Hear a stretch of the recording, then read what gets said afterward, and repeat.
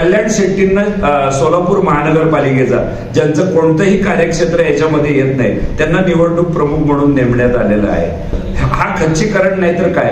आणि त्याच्याविषयीची नाराजी खतखत या उभय आमदारांनी विशेषतः सुभाष देशमुखांनी धाडसानं बोलून दाखवलेली आहे। या दोघांना फक्त तिसऱ्या आमदारांच्या आगमनानंतर एक व्हावं लागलं स्वतःच्या अस्तित्वामुळे, म्हणून ते सध्या एकत्रित झालेले आहेत। भाजपाचं सध्याचं राजकारण पाहता दोन्ही देशमुखांचं खच्चीकरण होत आहे अशी एक चर्चा सोलापुरात रंगलेली आहे, काय सांगाल? गेल्या काही दिवसापासून आपण नक्की बघतोय महाराष्ट्रामध्ये सोलापूर जिल्ह्यातून भाजपचे शहरातून 3 आमदार आले।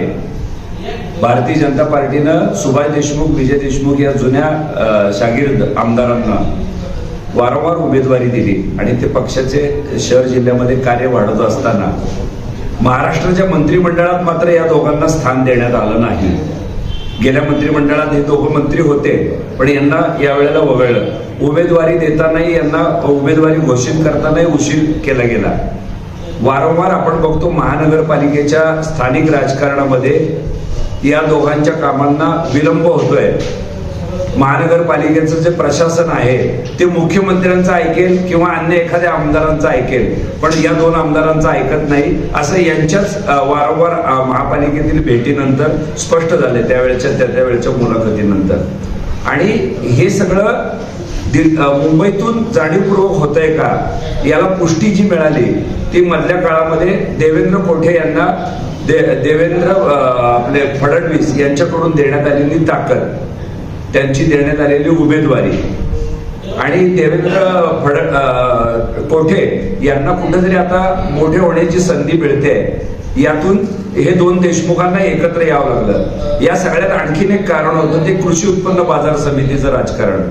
या राजकारणामध्ये आपण बघितलं जे अक्कलकोटचे आमदार आहेत कल्याण शेट्टी यांनी अधिक पुढाकार घेतला।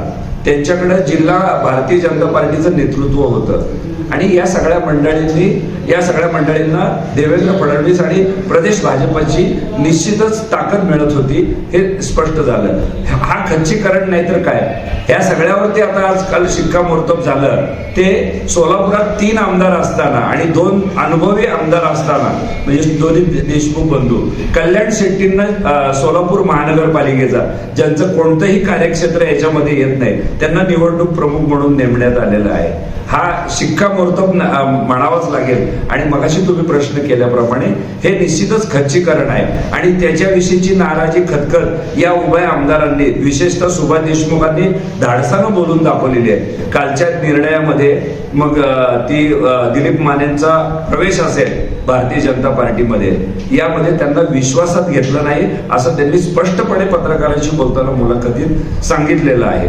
हे सगळं पाहता गेल्या काही वर्षात या देशमुख बंधूमध्ये असलेला वाद आणि त्यामुळं सोलापूर शहरात आणि जिल्ह्यात भारतीय जनता पार्टीच्या राजकारणामध्ये कुठेतरी अडथळे येत होते त्यांच्या पक्षवाढीमध्ये।